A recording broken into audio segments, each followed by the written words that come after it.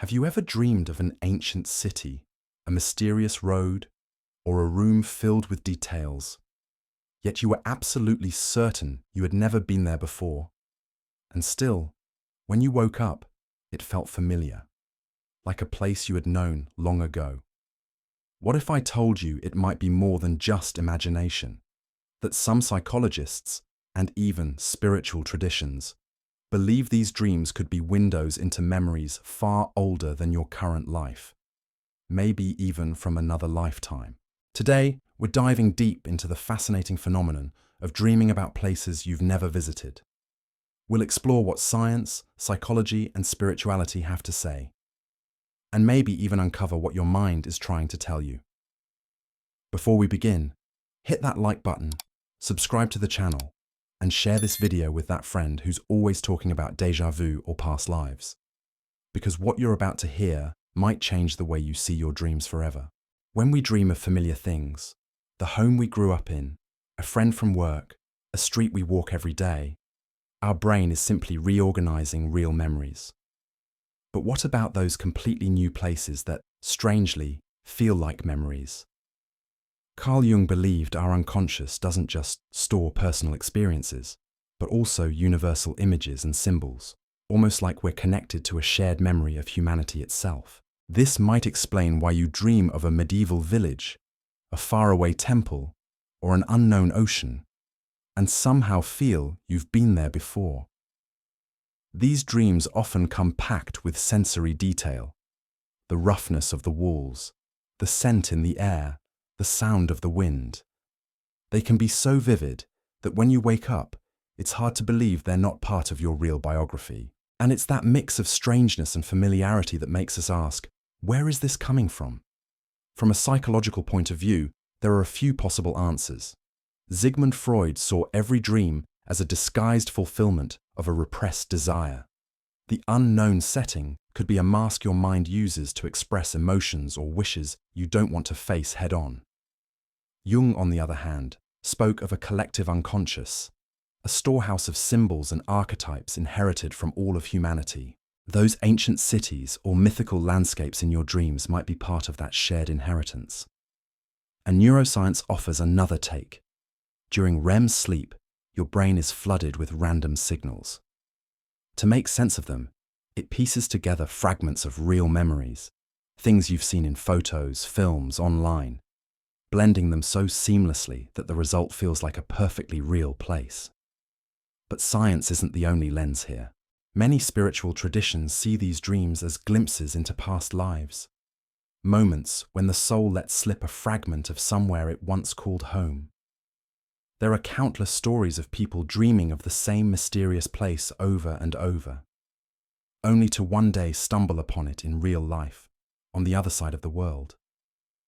Others dream in languages they've never studied, only to discover later that they are real and historically tied to the era the dreams seem to portray. Some see this as soul memory, others as ancestral memory, where it's not you who lived it, but an ancestor passing down an energetic imprint. And then there's déjà vu, that eerie sensation of standing somewhere in waking life and realizing you've been here before. Except the first time was in a dream. These dreamscapes often carry powerful symbols. Jung called them archetypes. The shadow, appearing as dark streets or threatening figures, representing parts of yourself you've rejected. The hero, in battles or epic journeys, symbolizing strength and perseverance across lifetimes. The sage, as a wise elder or guide, offering insight from deep within. The innocent, as pure landscapes or childlike wonder, calling you back to simplicity and hope. And then there are the strange cases. People who dream about a small fishing village and later find it exactly as they saw it, halfway across the globe. Or those who, without ever studying a language, wake up remembering phrases and discover they belong to a culture they've never encountered in waking life. Carl Jung once said, "Dreams are the letters the unconscious writes to the conscious." Some of those letters might just be postcards from times and places our current minds can't yet explain. If you've ever had a dream like this and want to explore its meaning, Start by writing it down the moment you wake up. Capture every detail: colors, smells, sounds, feelings. Even the small things can be clues. Ask yourself, what emotions did I feel there?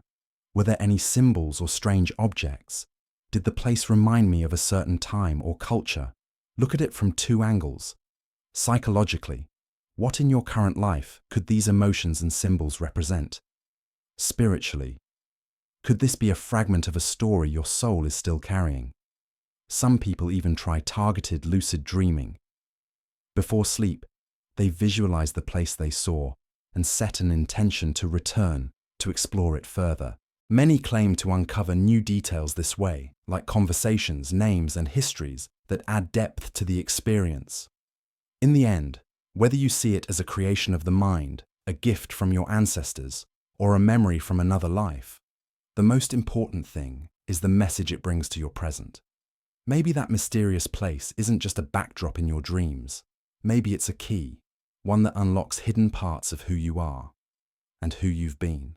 So tell me, have you ever dreamed of a place you swear you've known but never set foot in? Share your story in the comments. I'd love to hear it. If this video made you think, leave a like, share it with someone who loves talking about déjà vu, and subscribe for more deep dives into the mysteries of the mind and the hidden language of dreams. Because every night could be a journey, and maybe, just maybe, the destination is closer and older than you ever imagined.